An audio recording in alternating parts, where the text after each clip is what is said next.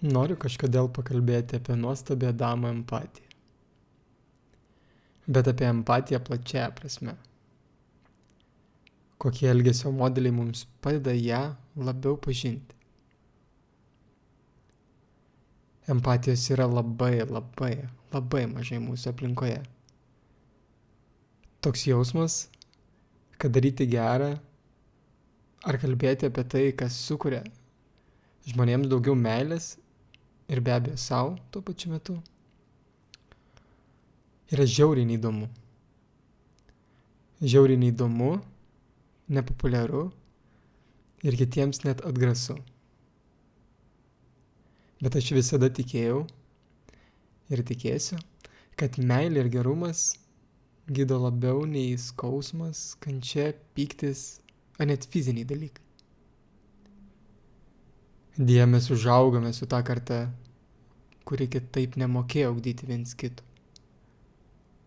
Todėl visiems karts nuo karto išlenda flashbackai, patirtos praeities.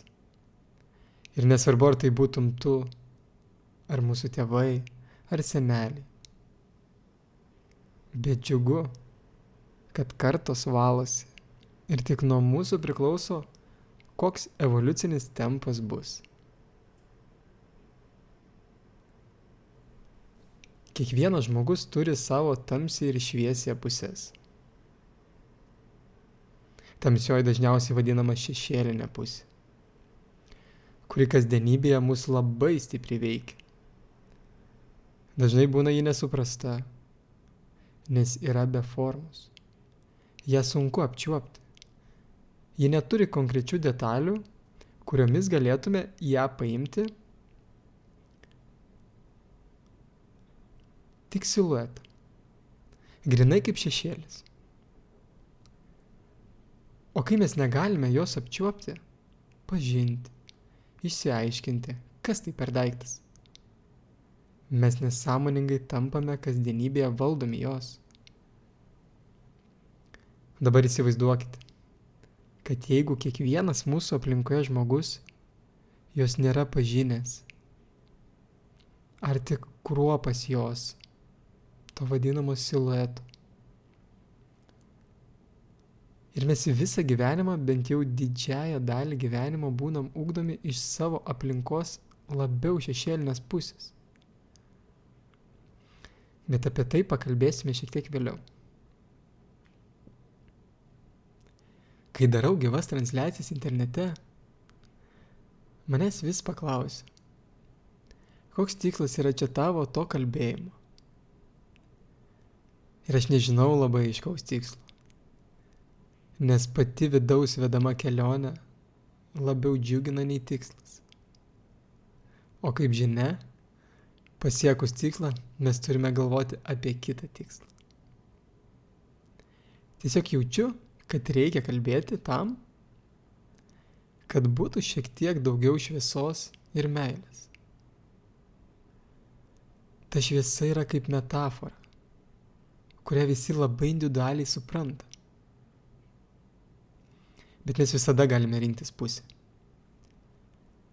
Ir pasaulyje, kuriame yra ir taip daug to destrukcinio turinio, norisi sukurti kažką apčiuopiamo, kuris gali paliesti žmogų taip, kaip jam reikia tuo metu. Kaip aš kalbėjau pirmame savo audio, kad mes visada turime pasirinkimą. Ir nesąmoningai dažniau mes elgiamės iš savo labiau dominuojančios šešėlinės pusės, o ne šviesiosios. Be abejo, ne visi, ne visada, bet didžioji dalis. Ir noriu padiskutuoti, kodėl aš taip manau. Mes esame atšiauraus krašto žmonės. Gyvenam ant rytų ir vakarų tiltų. Su savimi visada nešamės protėvių baimę ir nesaugumus. Mūsų oras taip pat nelepina pozityvumu. O dar ta saulės stoka, kuri duoda papildomo D vitamino gerai nuotaikai ir imunitetui. Pas mus tos emocijos yra labai slopinamos. Ir dėja užslopintos. O kada jas slopiname, šešėlis turi pasireikšti daug daugiau galimybių ir įgauna daug daugiau galios. Mes neberandam savo vidinio centro. Kas mes esame? Ko mes tikrai norime? Link kur einame? Kodėl tai darome?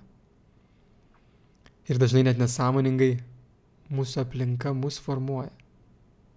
Deja, bet be mūsų norų. O dažniausiai formuoja ne iš empatinės pusės, o iš įvairių lūkesčių, savo vidinių realizacijų neišpildymo, traumų ir nesąmoningai atsiranda tame susidūrime pyktis, priešprieš, nepasitenkinimas dažniausiai dviejų žmonių. Susitikimo metu būna tos dvi šešėlinės pusės. Tie tamsieji vadinami vidiniai sargai, kurie tau padėjo būti saugiu šioje čiaurėje pamiltoje žemėje, bet sukuria butaforinį bendravimo ryšį. Todėl žmonės vis labiau pasakoja, kad sunku rasti gerų draugų, sunku atrasti tai, ką mėgsti, sunku atrasti partnerį, kurio gali pasikliauti visur ir visada. Ir aš manau, kad mes atsidurime tokiame taške, nes iš vis užmirštame žodį empatija, kuris būtent ir pralaužė netikrumo barjerus. Aš visada tikėjau ir noriu pabrėžti, kad žmonės greičiau gyja, būdami labiau suprasti ir apsupti meilės. Ir aš tikiu, kad niekas tuo neabejoja. Bet tie, kurie jos pilnai nėra patyrę, kurie turi labai didelį savo šešėlį. Kartais virš to šešėlio būna ir stiprus labai ego. Bet čia tik viena dalis šešėlio. Nepasitikė ją. Jiems tai asocijuojasi su priešingybė ir nepatikimumu. Daug kas sako, kad man reikia nusimesti visas iliuzijas, susikurtus apie kitus rožinius sakinius. Ir jie kartais nukrenta. Dėl vidinio naivumo ar susikurtos iliuzijos apie aplinką.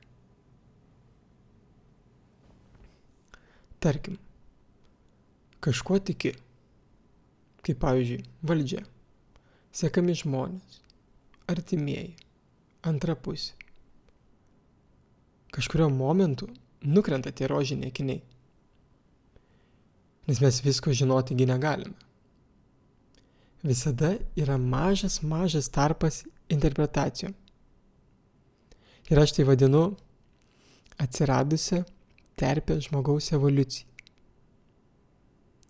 Ir kai nukrenta tie rožiniai akiniai, iliuzijos, mes išsigandę, pasimetę, kad kažkas sujudino mūsų pamatą, visada turime pasirinkimą, kuriuo kardu rinktis atgal smūgiuoti susižeidus.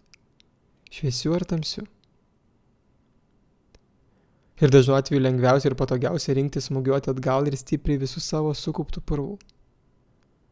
O ne kaip Biblijos sako, jeigu trenkia per vieną žandą, atsukit.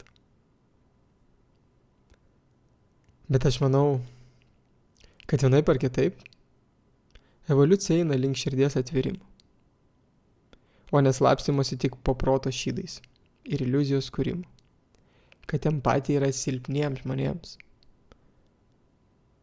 Bet deja, didžiai daliai žmonių pasaulis yra tik apie save. Jie mažai rūpinasi aplinka, kuri nėra tiesiogiai su jais susijusi ir tikisi, kad kažkas kitas ją pasirūpins. Kaip pavyzdžiui, jeigu išmetu nuorūką per langą, tai jau nebėra mano problema. Ir nesupranta, kad kiekvienas toks mažas, atrodo bereikšmis dalykas, stumia patį žmogų nuo empatijos kitam, aplinkai, o ypač meilę savo. Gal ir sunku suprasti šį priežasties pasekmės dėsnį. Bet jeigu mes nesugebame sukurti meilės ir empatijos tokiame mažame, atrodo bereikšmėme dalyke, mes niekaip jos negalėsime didesnės pajausti viduje. Net į ją tau spinduliuos visa aplinka. Aš seniai esu suvokęs, kad jeigu tik tu būsi laimingas, jei tik tu būsi mylintis, jei tik tu būsi mylimas, jeigu tik tu jausiesi pilnatvėje, tai visiškai nereiškia, kad tavo aplinka irgi tokia bus. Ir dažniausiai taip tikrai nebus. O kad visa šita išvardinta komplektą pilnavertiškumo gyvenimo gautum, iš tos savo vidinės kūrybos apie save, tu turi bandyti kurti aplinką švaresnį, jaukesnį, mylimesnį ir džiaugsmingesnį. Nenoriu, kad neteisingai suprastumėte mane. Nereiškia, kad čia dabar reikia pulti gydytis viens kitą, kad visi būtumėm laimingi. Bet žinot, kad čia veikia energijos dėsnis, ką tu spinduliuoji, tą ir pritrauki, yra būtina. Čia banalus dalykas. Visi yra girdėję apie tai. Visi turi skirtingas nuomonės. Vieni gali tikėti tuo, kiti ne. Bet dažniausiai mes kursime pyktį, mes jo gausime atgal 2 daugiau. Taip jau veikia gyvenimas. Kaip kad augalai auga skirtingai prie jiems grojamų muzikos žanrų ir dažnių. Garsas yra vibracijos, o vibracijos veikia mus nepaisant to, ar mes norime ar ne. Mes mažai galvodami apie empatiją, tą vadinamą meilę visiems. Kai kam ta meilė gali atrodyti supratimas. Nereikia uždėti rėmų empatijos apibrėžimui.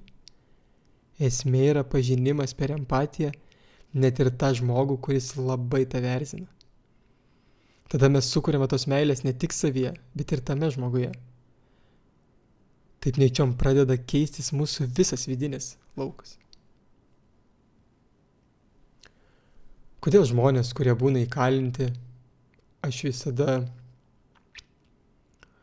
imu tokį stereotipinį, rutininį pavyzdį gyvenimo, kuriame ir pats daug metų buvau, kur žmogus grįžta iš darbo, pažiūri 24 valandas, žinias, kriminalus, praskrolina nelaimės Facebook'e, dabar jau TikTok'e, pažaidžia žaidimus per kompą. Ir tokie žmonės nesąmoningai vardant turinio ir aplinkos labiau gyvena baimėje, dvejonės, nepasitenkinime viskuo, nei savimi, nei supančia aplinka. Užsisukę tokiam žiurkių rate tampame tiesiog nelaimingi. Ir tu niekaip negali iš savęs įspinduliuoti kažko, nes tavo vartojamas turinys yra būtent apie dabartinę savijautą. Tu spinduliuoji tai, ką žiūri, ką darai. Mes tampame vienas su turiniu. Reikia suvokti šitą, kad mes tampame vienas su turiniu. Aš vėl kartojuosi, bet kiekvienas žmogus yra tai, su kuo jis labiausiai bendrauja vidurkis. Dažniausiai sakoma 5 geriausių draugų. Bet galime apsistoti tiesiog vidurkiu. Nebūtinai draugų, o ir turinio. Ir aplinkos, kurioje praleidi didžiąją laiko dalį. Ir jeigu nesijauti gerai, nesijauti laimingas, jautiesi, kad gauni per mažai, galbūt aplinka tave per stipriai įtakoja, gal yra suformuoti per dideli iš praeities lūkesčiai kitų, kurie yra visai net ne apie tave. Dabar šiek tiek mintis nušoko. Pradėjau apie empatiją, o baigiam ties aplinkos ir turinio filtravimo svarbą kasdienybėje. Koks tai yra svarbus dalykas filtruoti ne tik mintis savo, kada tu gali rinkti spinduliuoti ar pozityvę, ar šešėlinę negatyvę mintį iš traumų, nuoskaudų, pykčių, susikaupusių nuovargių ar neišpildytų lūkesčių. Mes galime tiesiog valyti turinį. Nevartoti to turinio, kuriame mes nesąmoningai jaučiamės geriau, nes matome, jog kitam už mus yra prasčiau. O smegenis tai užfiksuoja, nesgi va kitas dar blogiau gyvena. Tada mes gauname patvirtinimą, kad tame etape yra ramu ir save pateisinam, nes kažkas iš vis absurdiškai elgiasi. Smegenys yra suktas žaltys ir visada renkasi lengviausią kelią. Todėl reikia visada nepamesti sąmoningumo. Stebėti aplinką, kurioje esi, kad toje aplinkoje būtų daugiau empatijos turinti žmonės. Ne tiesiog tik protu gyvenantis. Aišku, visur reikia balansų. Negali gyventi vien tuo ar tuo. Bet tą švytuoklę reikia budriai stebėti. Nesame mes angelėliai. Visų užjausti, suprasti tikrai neišeis. Pamilti taip pat. Bet protas yra tik slenkstis, kurį peržengus atsiveria platesni vandenys į kitokią aplinkos pažinimą. Čia kaip marketinge. O marketingo pagrindinis tikslas yra parodyti tai, ko žmogus nežino, kad nori, ir sukurti jam trūkumą. Ir tai, ko nežinome, nesuprantame, nesame patyrę, galvojame, kad mums ir nereikia. Kaip pavyzdys. Labai gerai veikia iš AliExpress skrolinimas visokių niekučių, kurių net nežinai, kad egzistuoja, bet juos pamačius pasidaro labai miela, tu jų užsinori. Vienas iš pavyzdžių.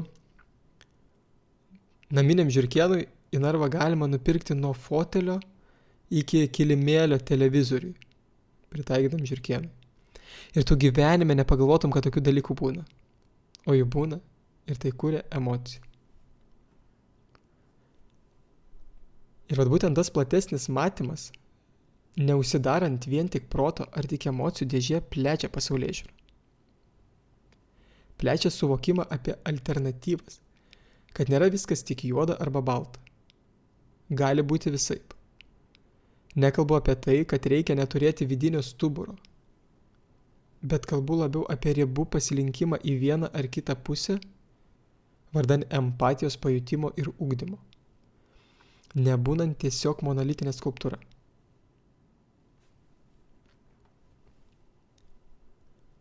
Kada tu nebijai gyvenime pajusti šiek tiek daugiau, nei kasdienė egzistencinė rutina, kurie valgai labai paprastos buities vaisius. Tai tu pradedi viską matyti plačiau. Mums sunku žengti žingsnius, nes būnant toje slegiančioje aplinkoje, baisu liestis prie savo esamos susikurtos dėžės. Neturi noro net klibinti tos dėžės rėmų, nes jei pradėsi judinti rėmą, jausiesi nesaugiai. Nors būtent tų aiškių rėmų, galbūt ne visada teisingų turėjimas, ir kuria vidinį nesaugumą ir įkalinimą tave į ribotumą, kuriame matome tik 4 kampai ir visaip galvojame, kaip juos apginti, kad tik kažkas nepradėtų jų klibinti. O dažniausiai ir pradeda klibinti jos tie, kurie yra priešingybės visiems 4 kampams. Aš vis noriu paliesti tą empatijos temą ir stengiuosi vis apčiuopti kažkaip ją. Aš pats vis dar jos mokus. Dažnai juokiasi visi. Kodėl visko pats bijai? Kodėl nevarai didelius renginius, susibūrimus, kur tave kviečia, kuriuose daug žmonių? Kodėl kasdien neini iš komforto zonos? Nes mes esame visi super individualūs, labai skirtingi. Kažkam tas pasakojimas apie dėžę viduje bus visiška nesąmonė ir sakys, kad okei, man viskas tinka ir yra gerai šiuo metu. Ir jeigu tikrai viskas gerai, tai šitas audio yra tikrai ne tau.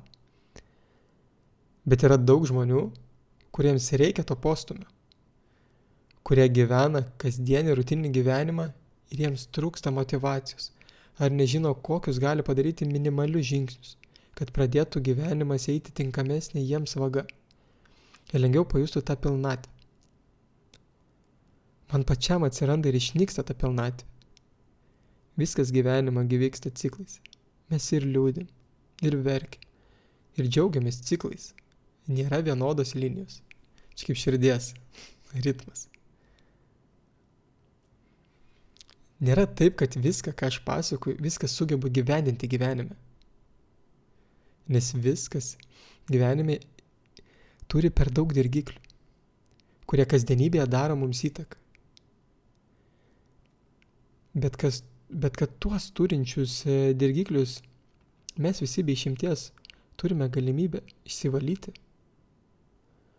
ir turėti jų kuo mažiau, juos pakeičiant pozityvesniais dalykais. Tai čia yra faktas. Mes galime kontroliuoti savo feedą, savo socmediją. Galime kontroliuoti laiką su žmonėmis, su kuriais praleidžiame didžiąją savo laisvo laiko dalį. Mes galime kontroliuoti savo mintis, kurios mus veda link šešėlinės arba link tikrojo savo vidinio, ne aplinkos sukurto centro. Ir mūsų tikslas yra eiti link to centro, neforsuojant, ieškant, mokantis iš tos savo šešėlinės pusės, nes iš jos galima daug ko pasiimti. O mes ją dažniausiai naudojame kaip kasdienį įrankį, su kuriuo žalojame ne tik save, bet ir kitus. Bet fainas dalykas, kad galime nežalojant ją pažinti. Aš visada iš empatinės pusės tikėjau ir žinojau, kad meilė ir atjauta gali padaryti tą patį darbą, ką ir kančia, skausmas ar pyktis. Visiškai gali tą patį. Tik mums paprasčiau suprantama kalba yra šiauriečio tas šaltumas, atžagarumas, atstumo laikymas ir bijojimas gyvo konflikto. Nors konfliktas nėra tik neigiamą konotaciją turintis dalykas. Tik taip mes mokomės ir tobulėjame. Kad ir koks keistas tas žodis bebūtų šiauriečiai.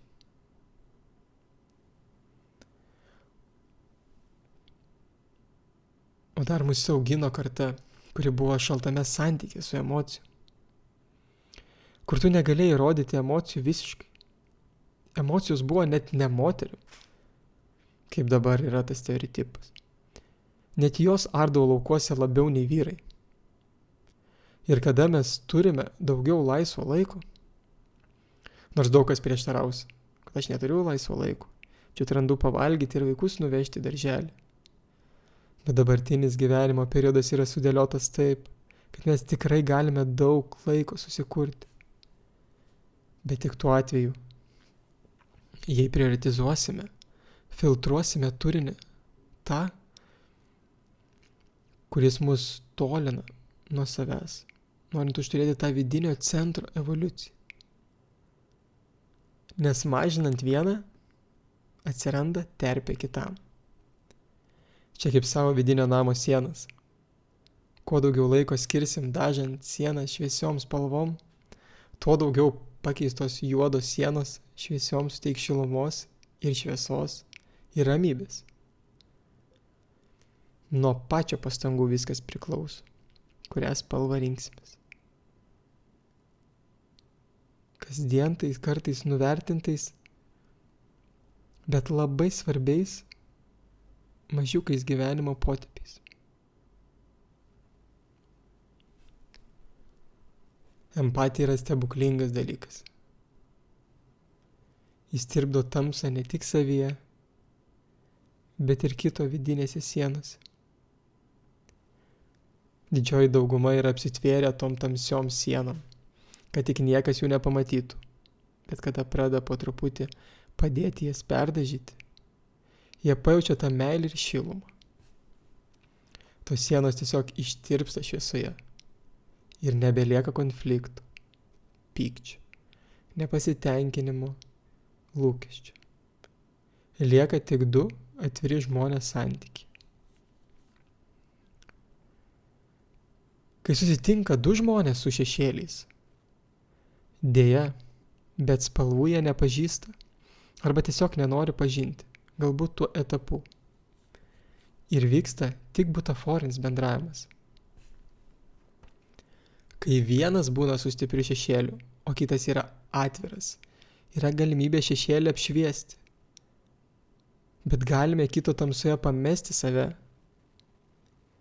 Todėl geriausias variantas, kai du žmonės yra atvirom širdim ir priima vienas kitą, mato skirtingas spalvas viens kitame, ugdo viens kitame šviesą, o ne tamsą pavydų, nepasitenkinimu, baime, nepasitikėjimu, vertinimu ar nusivylimu. Tik tada yra kuriamas sveikas ir tikras santykis. Todėl empatijos daugiausiai gimsta tik tarp dviejų bendraujančių ir ją jaučiančių, arba bent suprantančių žmonių. Ar tai būtų santykis su vaiku, broliu su sese, giminių, draugų ar vyro su žmona. Turi abu norėti su tuo teptuku viens kitą teplioti šviesiom spalvom. Nereiškia, kad nereikia tamsių spalvų, bet tamsios spalvos yra kaip prieskonis, kuris padaro gyvenimą netokį prieską. Bet mūsų pasirinkimas, kiek mes to prieskonio dėsim. Ir dažnai mes nesąmoningai galime prie to priprasti. Čia kaip prie drusko žmonės pripranta ir norisi jos vis daugiau. Kitas žmogus, kuris beveik nesėda druskos paragavęs taviškės prisūdytos sriubos, išsigas. Taip pat yra ir su tamsos prieskoniais. Kiekvienas tas prieskonis turi savo paskirtį. Gali būti naudojamas tam tikrų laikų ir tik tam tikrame patiekale. Čia reikia mokėti elgtis kaip ir su junk foodu, nes dažnai tampame nebeadekvatus, kad jau mums to junk foodo reikia, o nenorim. Tiesiog drebam, kaip norime suvalgyti kebabą ar mėsainį. Mėsainis nėra pats iš savęs blogai, bet atsiranda problema, kai tai tampa kasdienė rutina. Nes tas mėsainis, ta tamsos energija, metaforiškai kalbant, į tave iš vidaus po truputį sekina, nejučiom. Tarkim, pradedi valgyti mėsainį kasdien ir jau žiūri, pilvas atsiranda. Kabutėse nuostabiausias dalykas, kad ta tamsos energija per tą mėsainį sukūrė pilvą, o tavo mintis užfiksuoja šitą tamsą ir tu pradedi save mažiau mylėti, save mažiau vertinti, mažiau savimi rūpintis. Tada žiūrėk, toliau valgai. Nejučiom jau ne tik kūnas, bet ir mintis tave pradeda sekinti, nes tamsa kuria tamsą. Ir kai tos mintis pradeda sekinti, jeigu mes neįjungiame sąmoningumo ir laiku neužkertame tam kelio, mes tampame tiesiog robotukais, įkaitais, kurie gyvena autopiloto ne savo sukurtame pasaulyje. Galima sakyti, mes vis vien racionalūs žmonės. Ir mes kaip ir turėtume suprasti priežasties pasekmės dėsnį. Bet svarbiausia yra suvokimas. Nes sąmoningas žmogus gali naudoti puikiai meditaciją, gali elgtis dvasingai, gali bandyti užjausti. Bet klausimas yra tame, ar tai yra gilus išjautimas, ar tai yra tik paviršutiniškas naudos suvokimas. Ir čia ateina ta gražioji dama empatija. Čia kaip proto perėjimas į kitą lygmenį, kuriame vizualiai sakant, tortas įgauna ne tik torto formą, kuris turi biskvito paplotėlį ir kremą, bet atsiranda jame ir pabarstuk, ir braškė, ir želė, ir įvairios formos tortas gaunasi net kelių aukštų. Racionalumas yra tik tortas be skonio, o empatija duoda tortui unikalumą. Dažnai žmonės sako, ašgi medituoju. Aš meditavau, tikėjau ir jokių rezultatų nėra. Ir man tada iškyla šilta vidinė šypsena. Nes aš pats pagal save žinau, kad vien racionaliai daryti dalykus, kurie tau turėtų likti viduje iki pat giluminių šaknų netikint, tas pats, kas nedaryti visai. Kaip pavyzdys. Taip, meditacijoje momentiškai suveikia atsipalaidavimas. Bet didžiausias procesas vyksta kasdienybėje po jos, o ne per meditaciją. Ar sportą, ar dainavimą, ar kitus procesus. Todėl vien mechaniškai daryti nepakanka. Mechaniškai galime sakyti žodį myliu, Mechaniškai galime žmogų ir guosti. Galime apsimesti, kad mums kitas rūpi, kad viskas bus gerai, kad šitaip nebus ir taip toliau. Bet suprasti, kaip žmogus jaučiasi, išjausti ir suvokti tai. Tik tada gali ir gauti, ir suteikti žmogui tuo metu norimus išgirsti atsakymus. Kartais net ir tyloj, be žodžių tiek jam, tiek savo. Tik pajautęs, tik supratęs kitą, gali pajausti ir savo vidinį centrą. Gali aiškiai suvokti, dėl ko pats tu esi čia. Aš pamenu prieš kokį 10 metų, kai pirmą kartą apsilankiau pas psichologą. Mano sunkiausia užduotis ir buvo suprasti savo emocijas. Aš galėdavau paaiškinti racionaliai emociją, ką jaučiau tam tikrų periodų. Bet aš negalėjau jų suprasti. O išjautimas suvokiant ir aiškinimas yra 2 skirtingi dalykai. Nes aiškinti galima labai gerai. Ir suprasti galima. Bet iš tikrųjų išjausti, ar tikrai tai yra, ar tikrai tai buvo. O čia buvo mano didžiausias iššūkis gyvenime. Net ir dabar nėra tai, kad aš puikiai jaučiuosi emocijose. Daug labai emocijų aplinkui, daug dirgiklių. Man sunku vis dar būti didelėse miniose. Pas man yra tas kiekvieno sutinkamo žmogaus pajutimas. Tas toks vidinis žinojimas, kaip tas žmogus jaučiasi. Ir tie, kurie tai kasdienybėje nejaučia ar nepatiria, jiems gali atrodyti tai labai keistas dalykas. Gal net juokingas. Ir su to viskas okei. Nesunkiai supras tie, kurie taip nesijaučia. Mes negalime suprasti visko gyvenime. Mes suprantame tik tai, kas mes esame. O mes esame tai, kokia yra mūsų aplinka, mūsų vidinės dovanos ir kas mus atvedė iki dabartinio esamo taško. Turinys, aplinka, paauglystė, mokykla, patirtis, traumos. Mes esame visuma to praeities šleifų. Aš manau, kad šiuo audio tikslas ir bus, kad per save padėti labiau suprasti ir tave. Kiekvienam iš mūsų. Aš žinau, kad yra žmonių, kurie jaučiasi geriau pakalbėję, kurie jaučiasi geriau kažką paklausę. Ir aš tikiu, kad šitas turinys pasieks tuos, kurie žengia dar tik pirmus žingsnius link to.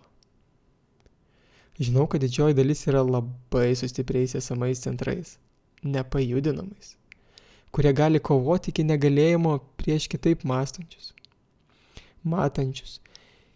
Ir viskas yra su tuo okei. Nenoriu aš laužyti kitų sienų. Su šiuo audiu noriu labiau nelaužyti, o labiau padėti pamatyti galimybę kurtis jas kitokias, įvairiapusiškesnės. Gal kažkam atsiras daugiau spalvų, gal kažkas turės daugiau motyvacijos tvarkytis, rekonstruoti jas pats. Aš visiškai neprisiemu atsakomybės, kaip kas tos audio supras. Nes aš žinau, kad būtent supras taip, kaip jaučiasi tuo metu. Kažkas pajaus meilę, rūpestį, pyktį. Kažkas net iki galo neišklausys. O aš po kurio laiko jau būsiu kitame etape. Ir pasakosiu apie kitus dalykus, kuriuos jau pavyko išspręsti, ar esu sprendimo procese. Taip. Šitie mano audio bus apie empatijos suvokimą per save. Aš manau, per daug šaltas yra pasaulis, ypač Lietuvoje. Ir mes turime kurtis vidinę šviesą, vidinį gerumą ir vidinę meilę. Patys iš savęs. O ne toliau statyti sienas, konkuruoti, nepasitikėti, pavydėti, pykti.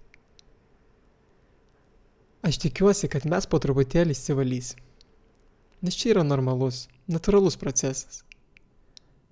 Mes mokomės iš tėvų klaidų. Mūsų vaikai mokysis iš mūsų klaidų. Vaikų vaikai iš vaikų. Taip ir vyksta evoliucija. Bet evoliucija nevyks be suvokimų, supratimų ir atviro proto. Net jeigu mes susidarome dėžėje, mes tampame tiesiog kvadratais, kur negalime niekur toli nuriedėti. Bet nereiškia, kad tas kvadratas nemalonu ar nesaugu. Visi mes norime gyventi saugiai ir būti laimingi.